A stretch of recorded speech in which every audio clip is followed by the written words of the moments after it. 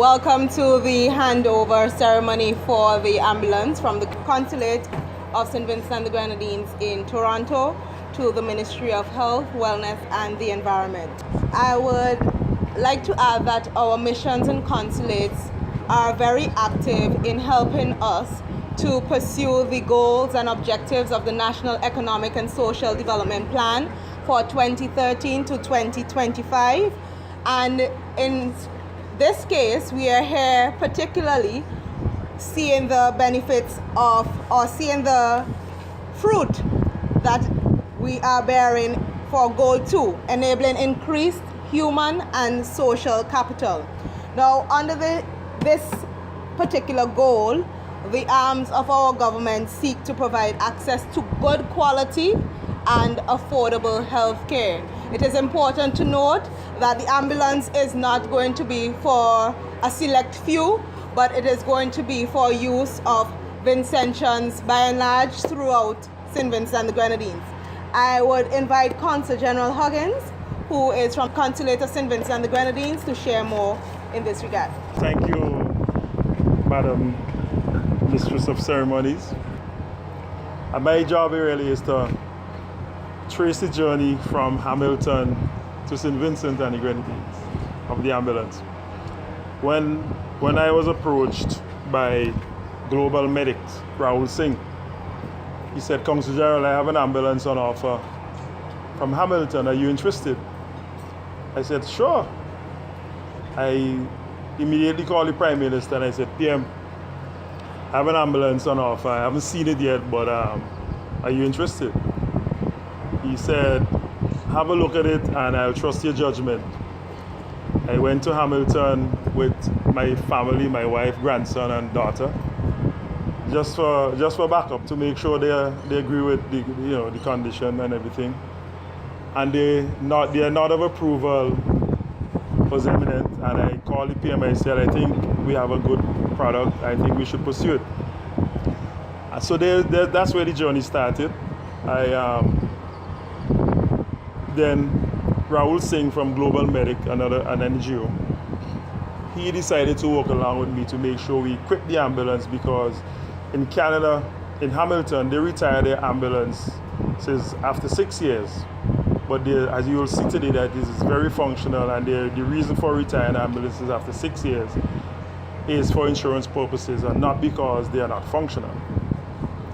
So Rahul Singh decided to make all his contacts with Forno supplies, things like stretchers and several appliances that you will see later. Forno gave us a stretcher for free. And then he contacted Scott Rowland from Rowland Emergencies, and all the lights and all the appliances and the retrofitting of the ambulance was done by Rowland Emergency Services for free. And I'm going to repeat that word free quite a lot in this brief presentation. So Rowland outfitted the ambulance for free. The next job was to get it shipped and bagged and negotiating the best price. KLC shippers, they negotiated a fairly reasonable price, I think, based on the relationship that we have built over the years. And then we had the handing over ceremony of the ambulance in Hamilton, where quite a lot of Vincentians journeyed from Toronto, some as far as Scarborough, and some as far as Oshawa, where Ewan Lewis, he's here. He was there from the inception, all the way to Hamilton, some 2 hours drive, Ewan? Hour and a half, 2 hours drive, just to witness the handing over of the ambulance. So the interest in Toronto and in the Canadian diaspora is very, very keen on making sure we get something of this quality that we're seeing here on display today. At the handing over ceremony, the mayor of Hamilton and the top executives from Hamilton also made several other promises of another ambulance, which I will be receiving when I get back to Toronto next week. So this is ambulance number 1. Ambulance number 2 would be on its way as soon as I get back. So And there I traced this ambulance, the journey all the way to St. Vincent. I just happened to be here on vacation. You believe that, right? And here the ambulance showed up, right? And I had to put a lot of logistics in place to make sure we are where we are today. My family, Shaggy Huggins and Art Huggins and his son Kevin Huggins, they just took the project over and they decided we want to make this thing presentable. We want to make sure that St. Vincent and the Grenadines get the best looking ambulance. Notwithstanding, it's 6 years old, and you will see all the bells and whistles, all the functioning. The ambulance is very functional. So I want to thank them very much, the Huggins boys, for their input. I want to thank them very much. And Andre Sutherland, the thing about this project, it's about networking and long-lasting friendships. Andre and I have been friends for a long time, since my previous job. I called him and I said, Andre, we need some signs on the ambulance. He said, man, bring the thing. And he put the signs on for free. So I want to thank Andre and OSV. So the cleaning and painting jobs and all that was free. The only cost that the government has to bear really is the freight cost, which really was a knockdown price because of our relationships that we've built. I also want to thank Wayne Crichton of Arabesque Shippers for actually coming on board and doing a few things to make sure we are where we are today. St. Vincent and Grenadines will be very proud of this product. I just want to ask that the Ministry of Health, when this is handed over, that the drivers take very good care of it. It's a 6-year-old ambulance. It's retrofitted with all the amenities that will make it very functional. All the sirens and the lighting and everything, they're working. And I've been also promised by Scott Rowland of Rowland Emergency Services that they will be giving logistical support. So if a light blows or if something needs to be checked out, I can knock on their door. I am thinking within the next 6 months or so, we could probably see another 2 or 3 more ambulances if the ministries and the government thinks that it's necessary for us to have them. Again, I want to thank the government for giving me the opportunity to be out there representing St. Vincent and the Grenadines, and being blessed, being in the right place, networking with the right people to make sure I add value to the job that I'm doing and add value to the people of St. Vincent and the Grenadines. So again, I want to thank you all for coming. Thank you all for accepting, and I hope that this ambulance will be well taken care of. I just want to thank one other team. It's called the Roughneck Crew. They work with Shaggy's garage. But these guys were very instrumental in making sure we are where we are today. They work very late, and I promise that I'll give them honorable mention. So I want to thank them again for everything. This ambulance, the only cost to the government is the freight cost, but we should be taking care of it, making sure we at least get 5 more years of usage from it. Thank you very much. I would now invite the Honorable Minister of Health, Wellness and the Environment, Luke Brown, to do his remarks. St. Vincent and the Grenadines is obviously receiving the fruits of a very good and appropriate foreign policy by this government, and not just a good and appropriate foreign policy, but the perfect, I would say, selection of a candidate to be our Consul General in Canada. Because we chose in Fitzhuggins a hard-working man, a man who is a go-getter, and the Ministry of Health, Wellness and the Environment is happy that his go-getting attitude has redounded to our benefit. And this is not the first time that he has been able to receive supplies for the benefit of the ministry. We've had several donations earlier of medical supplies, medicines. We've had donations of equipment that came in handy at the hospital and other parts of our health system. And now we have an ambulance. And if we continue on this trend, very soon we'll get from him a whole hospital. So I am happy to see the way in which things are progressing, and quite apart from the additional ambulances that he has promised, we look forward to Prime Minister his good work that might help us very well with the acute referral hospital in Annesville. But we appreciate that, and the ambulance obviously is a response to our needs. So it's not as if he's going out there and picking up any old thing and saying, let us dump that on St. Vincent and the Grenadines for the sake of giving the appearance of generosity. He knows that we need ambulances in this country. He recognizes that we could do with a strengthening of our capacity to respond to emergencies. And this is something that I'm sure that the public is very happy about. In fact, all the feedback I've had shows that they're very happy, and hopefully it could mean that we are able to respond in a more timely manner to emergencies wherever they might be. And I wanted to just end by giving a little overview of the state of our services where ambulances are concerned in St. Vincent. We currently have 8 functional ambulances, and I'll just let you know where they are. 1 or 2 rather could be found at the Milton Cato Memorial Hospital. 1 is in Chateaubelair, 1 in Sandy Bay, 1 in Stubbs, 1 in Georgetown, 1 in Mespo, and 1 in Beckway, for a total of 8.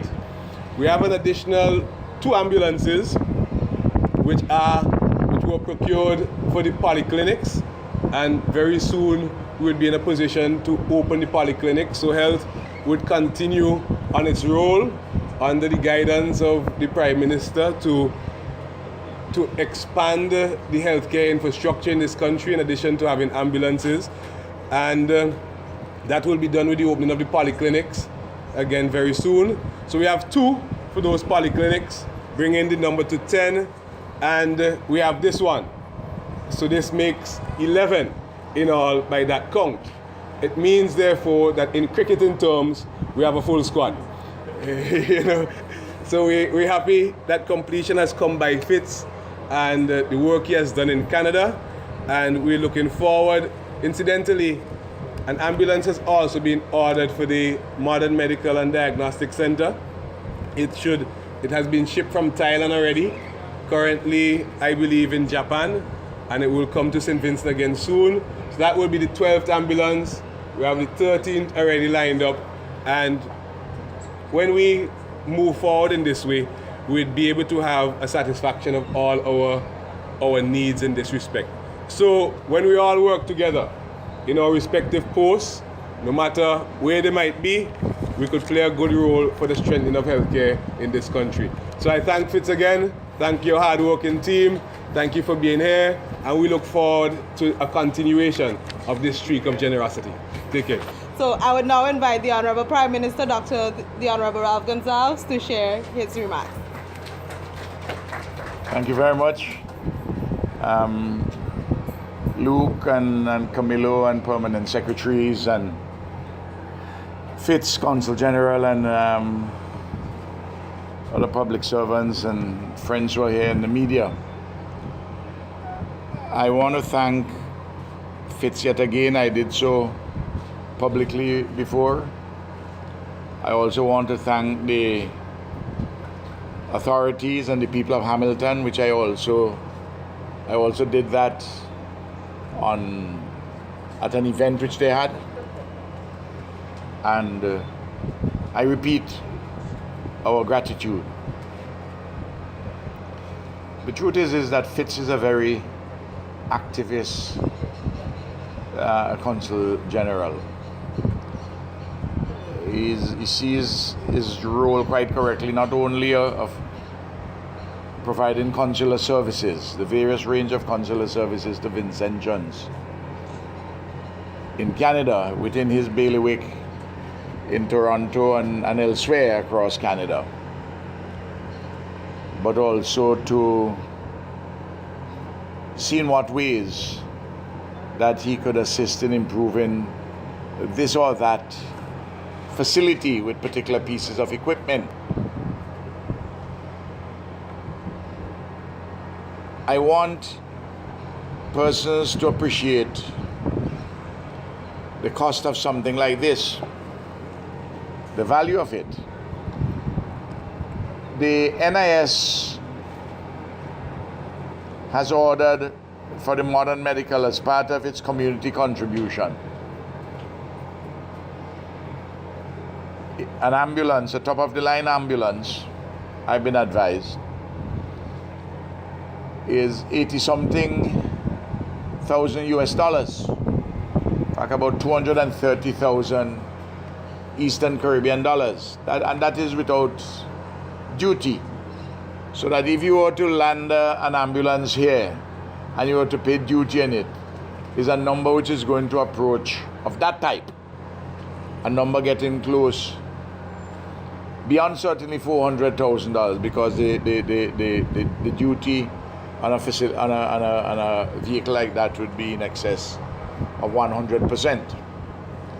Of course, we don't charge duties on ambulances, but I'm just making the point that if the full costs were to be calculated, so this really, even though it is 6 years, I will suspect that if you were to value it here without the duty, would probably be a number around $150,000. I will probably expect that, or number not too far from that, which is a good gift. But more than the cost is really the usefulness to which it is put. You know, we although our population is not expanding, we are having far more ambulances than hitherto. And as Luke pointed out, those which we have, the two which have arrived, which would go on the road shortly for the polyclinics, and this one, and then the one which for modern medical, which should be here by the end of this month, God willing. You're talking 12 of them. And of course, we can do it more. And we always would be looking to buy more and to receive more as gifts. But that is a far cry from 2 or 3 ambulances as they used to be in the old days. So I think we have made much progress, and there's still more progress to be made. Because there's nothing like when you are sick and the doctor say that you must go to the hospital by an ambulance, and you can't find an ambulance. You have to take people in uncomfortable vehicles without the support paramedic service or nursing service on the ambulances. It's one thing though to have the hardware in terms of the ambulances. It's another thing to have them properly utilized. The management of them, timely repairs, and very importantly, how they are driven.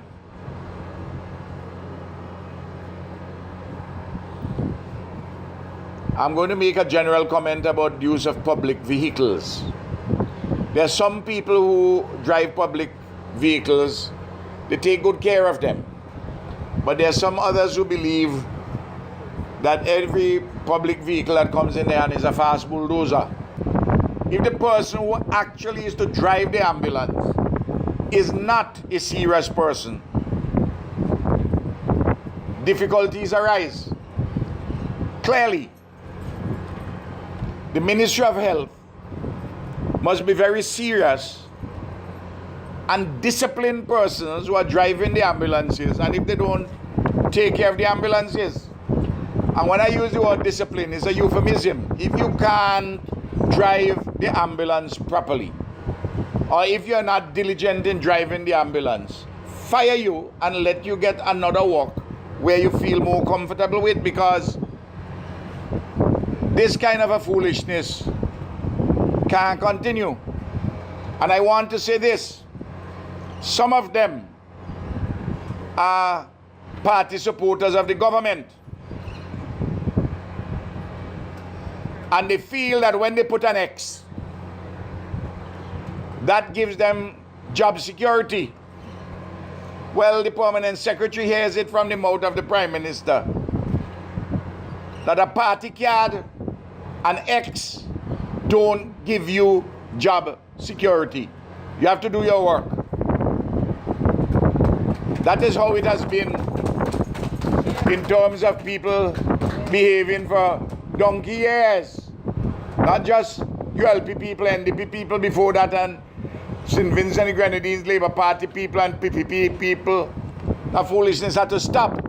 And I'm talking about it specifically with ambulances. This ambulance is bigger than the others. We have some smaller ones which are very beautiful ambulances. Got them out of Taiwan. Can maneuver on certain village roads where you can turn very easily.